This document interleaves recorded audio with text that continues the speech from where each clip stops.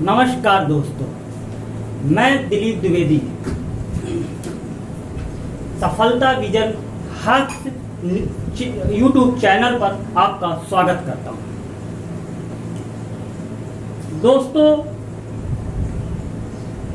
आपने मेरी पिछली क्लास के वीडियो जरूर देखे होंगे और अगर देखे हैं तो आप वीडियो को सब्सक्राइब, चैनल को सब्सक्राइब जरूर करें। दोस्तों, मैंने पिछली क्लास में आपको इतिहास के विषय में कुछ बताया कि इतिहास क्या है, इतिहास शब्द कहाँ से लिया गया और इतिहास को जानने के स्रोत क्या हैं। और ये बताया कि मैं नेक्स्ट क्लास आपकी इतिहास के कितने पार्ट्स हैं, यानी भारतीय इतिहास हमें पढ़ना है तो भारतीय इतिहास के कितने पार्ट हैं उनके विषय में हम पढ़ेंगे। तो दोस्तों, आपको मैं बताना चाहूंगा कि भारतीय इतिहास के 3 पार्ट हैं: प्राचीन भारत, मध्यकालीन भारत,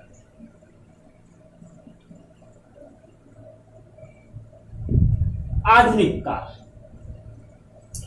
दोस्तों, कौन कौन से? प्राचीन काल, मध्यकालीन भारत और आधुनिक काल।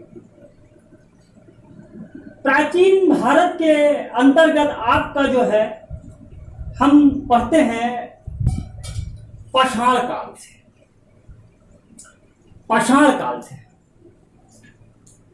पाषाण काल से स्टार्ट होता है हमारा प्राचीन भारत और हर्षवर्धन तक चलता है। फिर उसके बाद हम फिर कहां से कहां तक चलता है प्राचीन भारत? प्रागैतिहासिक से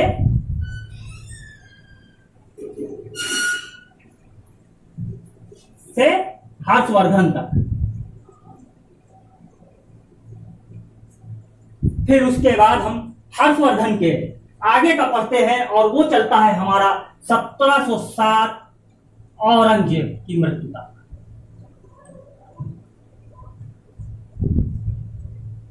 फिर 1707 के आगे जो भी इतिहास है वो है आधुनिक काल। 1707 आधुनिक काल स्टार्ट होता है।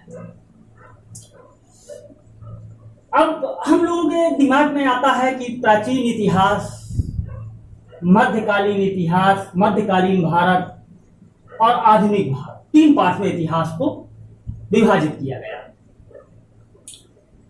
जो बहुत प्राचीन था, मतलब बहुत पहले का इतिहास जिसका हम अध्ययन करते हैं, वो हमारा प्राचीन भारत है।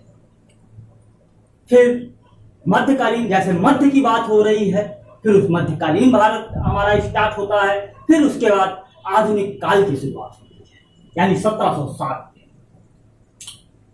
प्राचीन भारत के भी 3 पार्ट हैं। एक है प्रागैतिहासिक काल, दूसरा है आद्य इतिहास, तीसरा है ऐतिहासिक काल। प्रागैतिहासिक काल, आद्य इतिहास और ऐतिहासिक काल। प्रागैतिहासिक काल क्या है?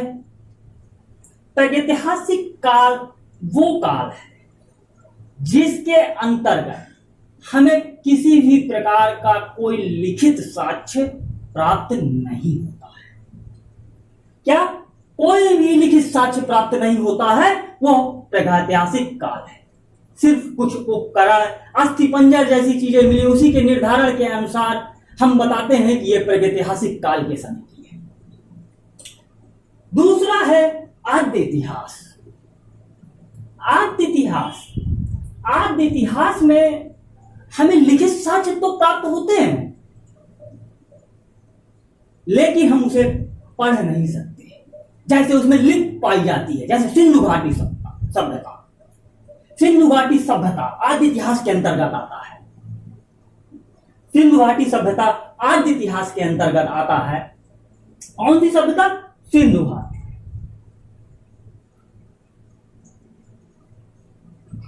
घाटी सभ्यता, इसमें लिखित साक्ष्य तो है लेकिन हम उसको पढ़ नहीं सकते हैं। और सिंधु घाटी सभ्यता के अंतर्गत ही हमें चित्राक्षर लिपि मिलती है। जैसा मैंने बताया, प्रागैतिहासिक काल में कोई लिखित साक्ष्य नहीं प्राप्त हुए,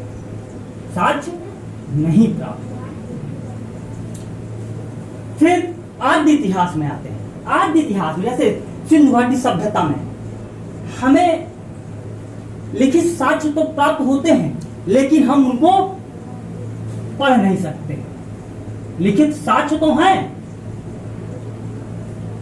लेकिन बट पढ़ नहीं सकते। जैसे सिंधु घाटी सभ्यता में चित्राक्षर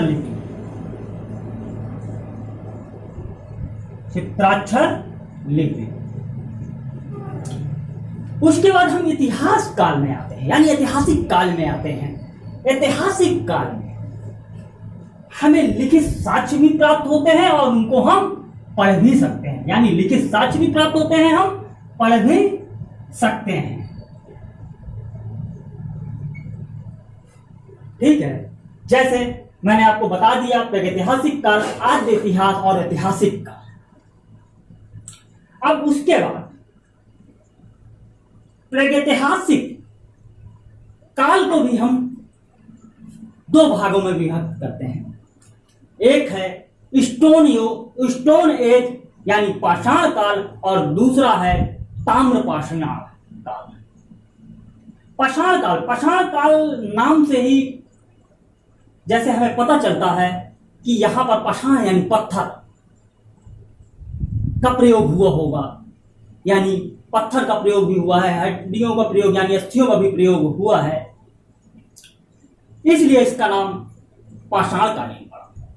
उसी प्रकार ताम्र पाषाण में हमें इतिहास के अंतर्गत सर्वप्रथम हमें तांबे की जानकारी प्राप्त होती है, यानी हमें यह पता चल रहा है भारतीय इतिहास के अंतर्गत भारत क्या पूरे वर्ल्ड में अगर किसी भी वस्तु को जानने वाले यानी किसी धातु को पहचान हमें सर्वप्रथम मिलती है तो वो तांबे की है भारतीय इतिहास।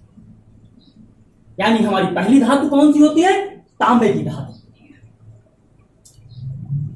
फिर हम जैसे पाषाण काल में आए। पाषाण काल को आने से पहले मैं आप लोगों को ये जरूर बताना चाहूंगा कि हम लोग जब इतिहास पढ़ना प्रारंभ करते हैं जीएस के अंतर्गत, देखते हैं जैसे ही इतिहास का प्रारंभ करते हैं,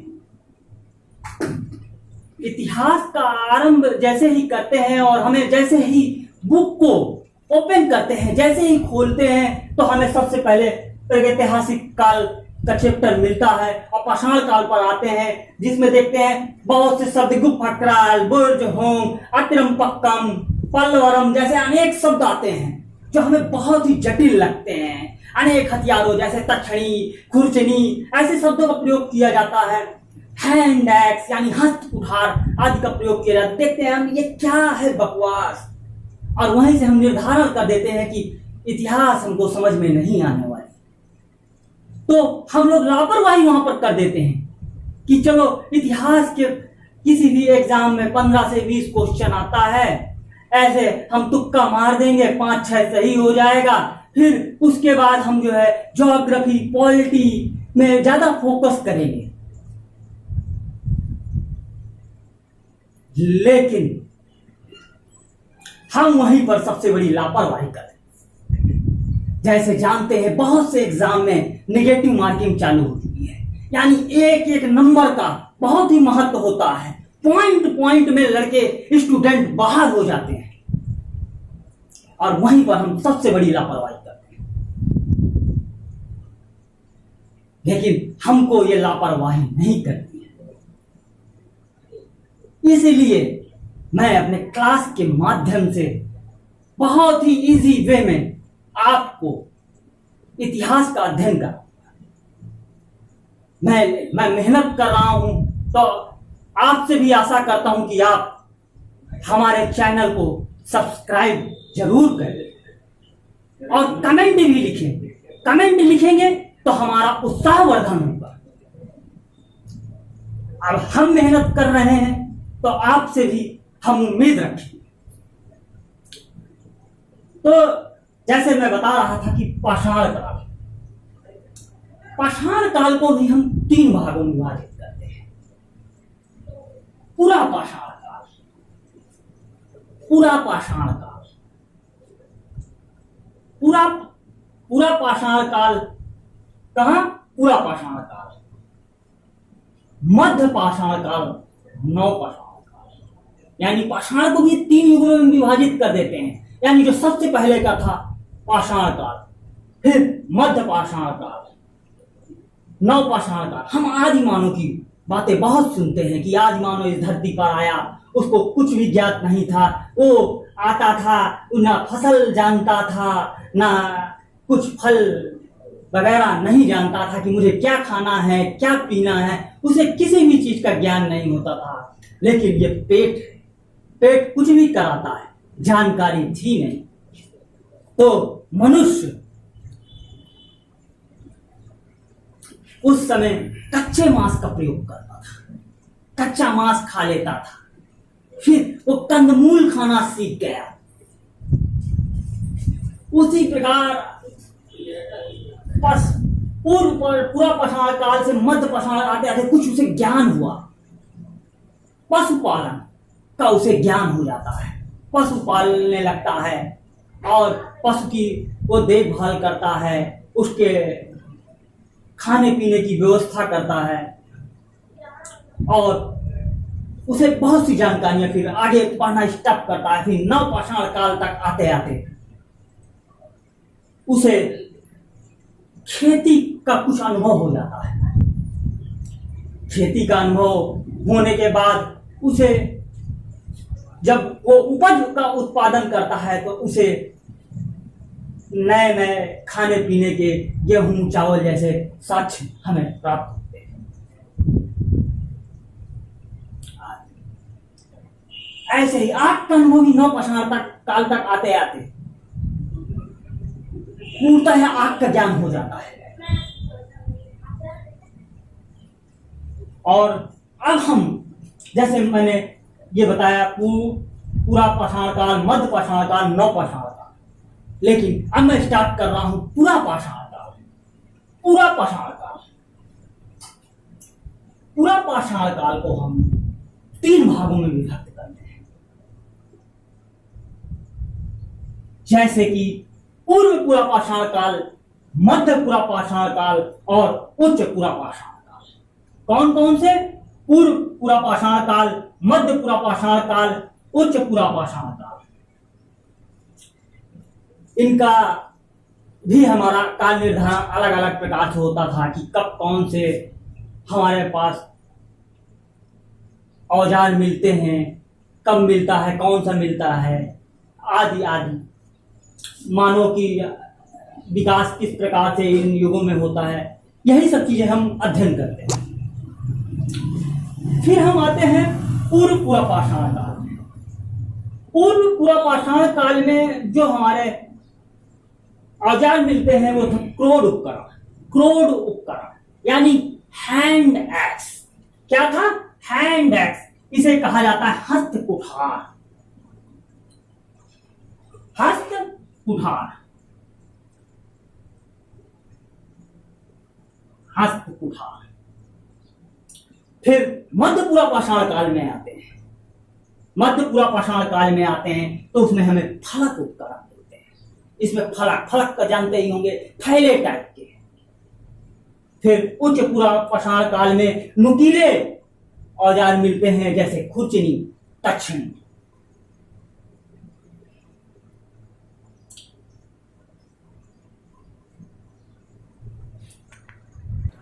हाँ दोस्तों, जैसे मैंने पाषाण काल के विषय में बताया आपको और उसके पाठ भी बताए,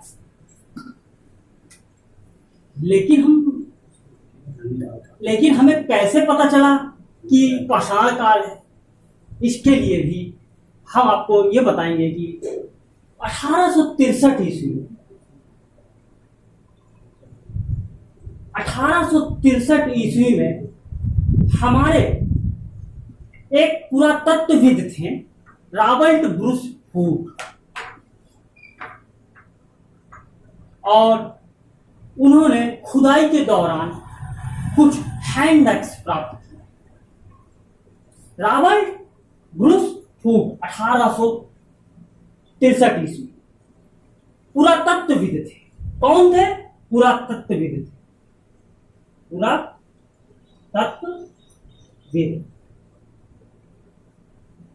थे।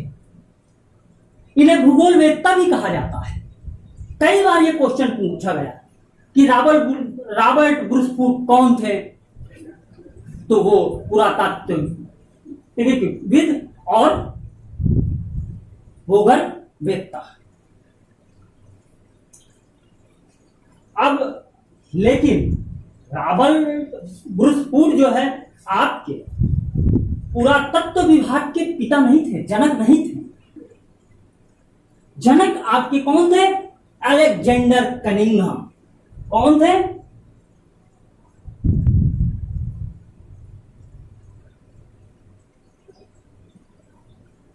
कनिंघम।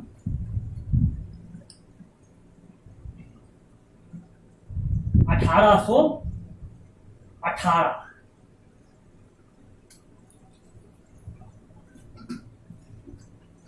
इन्हें हमें पुरातत्व विभाग का जनक कहा जाता है। यानी पुरातत्व विभाग की खुदाई का प्रारंभ जो है किसके समय से हुआ, किनको हम जनक कहते हैं, वो थे अलेक्जेंडर कनिंघम। फिर उसके बाद 1863 में रॉबर्ट ब्रूस हुक अपना रिसर्च करते हैं, पुरातत्वविद थे। फिर उन्हें जानकारी मिलती है पलवरम से। पलवरम एक स्थान है, वहां से उन्हें हैंड एक्स प्राप्त होता है, हस्त कुठार प्राप्त होता है।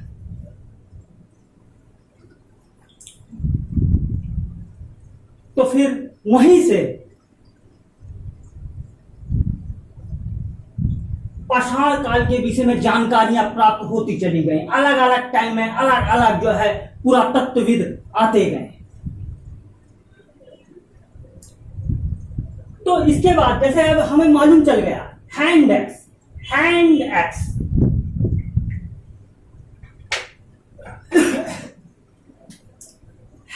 पहला कहां से प्राप्त हुआ हमें? पल्लवरम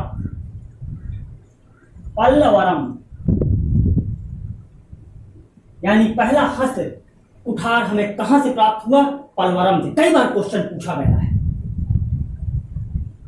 फिर दूसरा कहां से हमें प्राप्त हुआ? अतिरम पक्कम। यहां से हमें हाथ की कुल्हाड़ी मिली।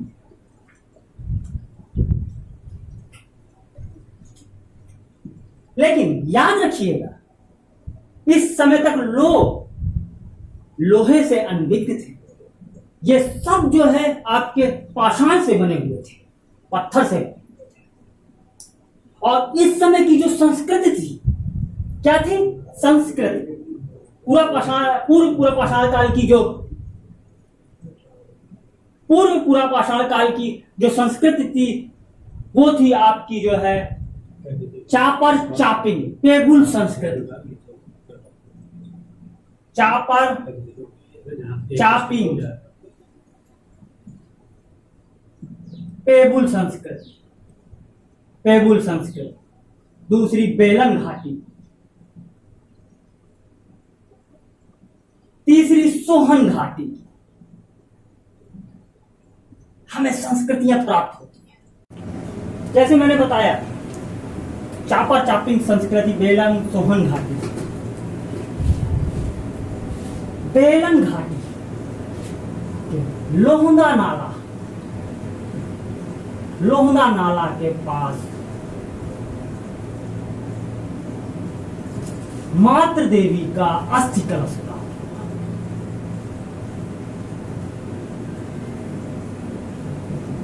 अस्थि कलश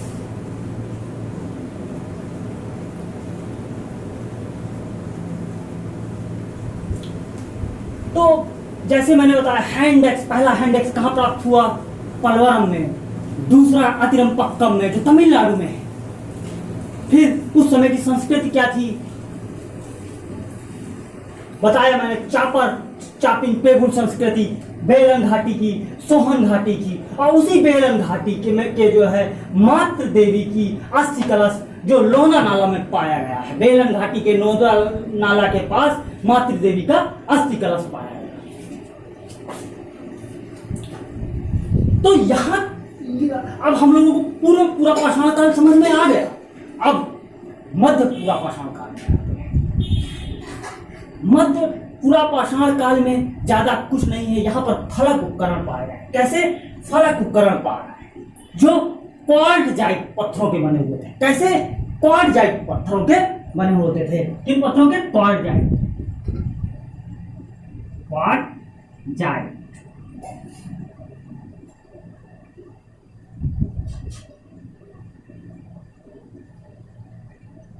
जो फलक की तरह के। मध्य पूरा पाषाण के बाद फिर हम उच्च पूरा पाषाण काल में आते हैं, जिसमें हमें खुरचनी और तक्षणी प्राप्त, जो नुकीले टाइप के होते थे। तो मैंने पूरा पाषाण काल, मध्य पूरा पाषाण काल, उच्च पूरा पाषाण काल बताया। पूरा पाषाण काल में मानव शिकार करता था। पूरा पाषाण काल में मनुष्य क्या करता था? शिकार करता था। शिकार, कच्चा मांस शिकार करके फिर क्या करता था? कच्चा मांस खाता था। फिर वो कंदमूल भी खाने लगा। क्या खाता? कंदमूल भी खाने लगा।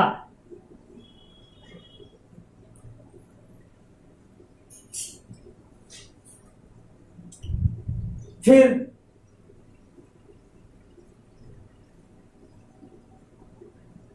मैंने बताया आपको, पूरा पाषाण काल में मनुष्य शिकार करता था, कच्चा मांस खाता था, कंदमूल खाता था आदि। तो हम लोग पूरा पाषाण काल समझ चुके। अब हम आते हैं मध्य पाषाण काल।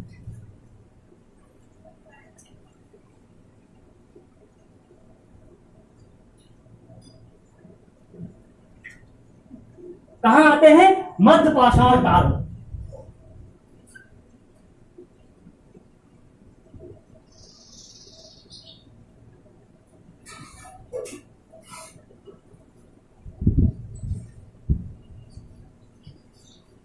मध्य पाषाण काल, मध्य पाषाण काल का जो क्षेत्र था, विंध्य क्षेत्र से शुरुआत हुई थी। विंध्य क्षेत्र, कौन सा क्षेत्र? विंध्य क्षेत्र, जिसमें सूक्ष्म और छोटे औजार प्राप्त हुए। सूक्ष्म एवं छोटे औजार।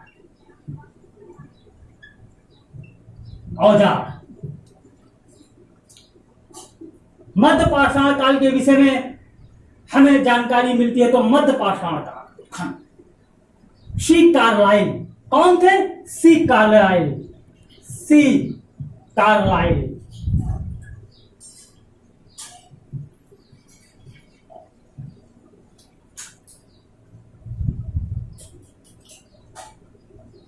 इस काल में हमें जो है अस्थि पंजर मिले। क्या मिले? मध्य पाषाण काल में हमें अस्थि पंजर मिले।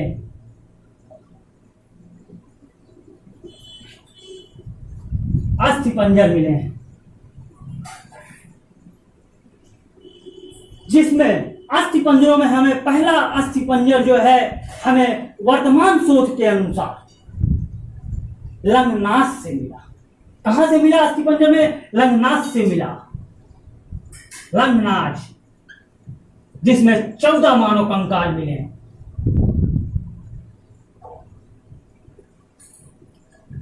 लंगनाथ से हमें 14 मानव कंकाल मिलते हैं। फिर आगे चल के हमें जो है लेखैया से 17 मानव कंकाल मिलते हैं।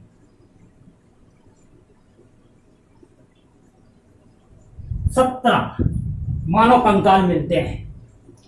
अगर क्वेश्चन आ जाए कि सर्वप्रथम हमें मानव कंकाल या अस्थि पंजर कहां से मिलते हैं, तो लंगनाथ से मिलते हैं। लेकिन सर्वाधिक अगर आ जाए तो लेखैया। फिर मध्य पाषाण के अंतर्गत 41 समाधान दमदमा से मिलते हैं। कहां से? दमदमा। दमदमा 41 समाधान।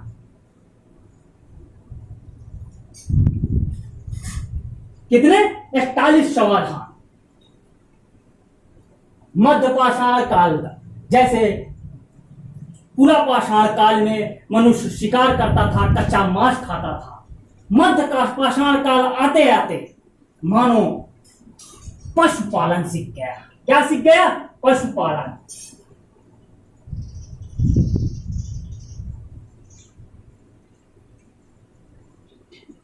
पशुपालन का हमें पहला साक्ष्य कहां से मिलता है? बागौर से मिलता है। कहां से मिलता है पशुपालन का पहला साक्ष्य? बागौर से। बागौर से पहला साक्ष्य। फिर इसके बाद हमें आदमगढ़ से मिलता है। यानी पशुपालन का हमें प्रथम साक्ष्य इतिहास में कहां से मिलता है? तो बागौर से मिलता है। अगर बागौर ऑप्शन में न दिए हो तो आदमगढ़ दिए होगा, और अगर दोनों दिए होगा तो हम उसका आंसर बागौर टिक करेंगे। मध्य पाषाण कालीन हमें शैल चित्र भी मिलने लगे। शैल चित्र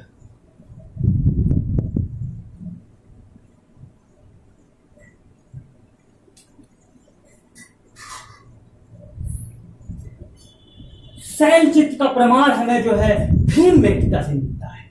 कहां से मिलता है हमें शैल चित्र का प्रमाण? भीमबेटिका।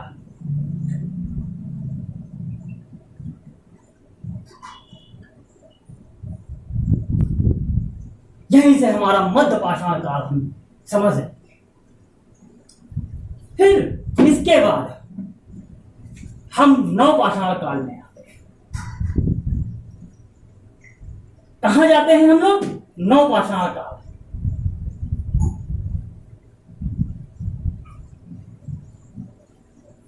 नव पाषाण काल का जब हम अध्ययन करते हैं तो नव पाषाण के विषय में हमें जानकारी के दौरान सर्वप्रथम अगर किसी ने अनुसंधान किया था तो उनका नाम था नव पाषाण काल में टेरा एंड पीटरसन। नव पाषाण टेरा एंड पीटरसन।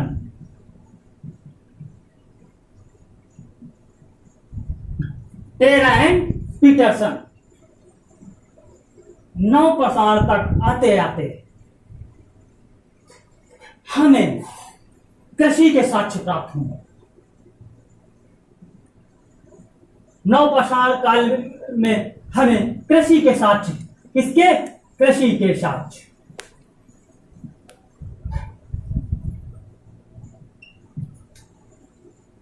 कृषि का हमें प्राचीन साक्ष्य कहां से प्राप्त होता है? कुलडिहवा से प्राप्त होता है।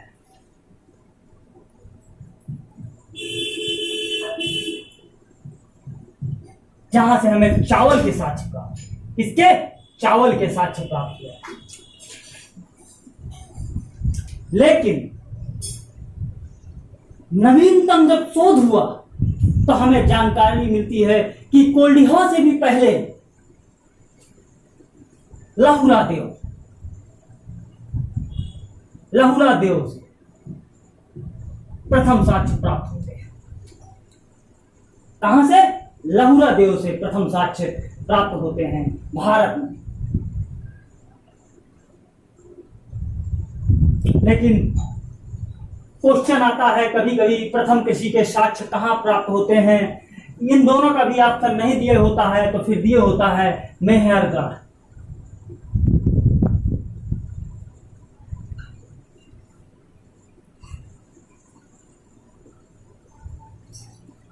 तो हम देख रहे हैं कि हमें कृषि का साक्ष्य का ज्ञान हो चुका था। फिर नव पाषाण के अंतर्गत मानव को कुत्ते के साथ दफनाया गया है, मानव को कुत्ते के साथ दफनाया गया है, कुत्ते के साथ दफनाया गया है। वो स्थल कौन कौन से हैं? पहले बुर्ज होम,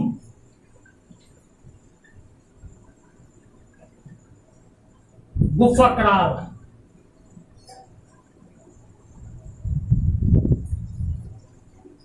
बुर्ज होम और गुफा कराल और नवपाषाण काल तक आते आते मानव को आग की पूरी जानकारी, अग्नि की पूरी जानकारी प्राप्त हो चुकी थी।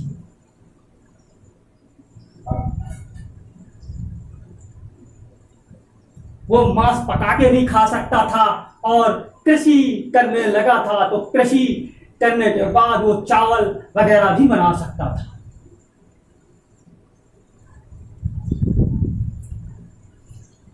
नवपाषाण का यहीं से आपका खत्म होता है। तो मैंने आज बताया पाषाण काल के विषय। पाषाण काल के बाद ताम्र पाषाण मैंने बताया। ताम्र पाषाण काल में ज्यादा कुछ नहीं है, इसमें कायथा बनास जैसी संस्कृतियां पाई गई हैं, नौदा टोली जैसे स्थल पाए। और हमें याद रखना है कि अगर हमें सर्वप्रथम किसी धातु की जानकारी प्राप्त हुई है वो तांबे की है। अगर आपको मेरा वीडियो पसंद आया हो तो आप लाइक एवं शेयर करें।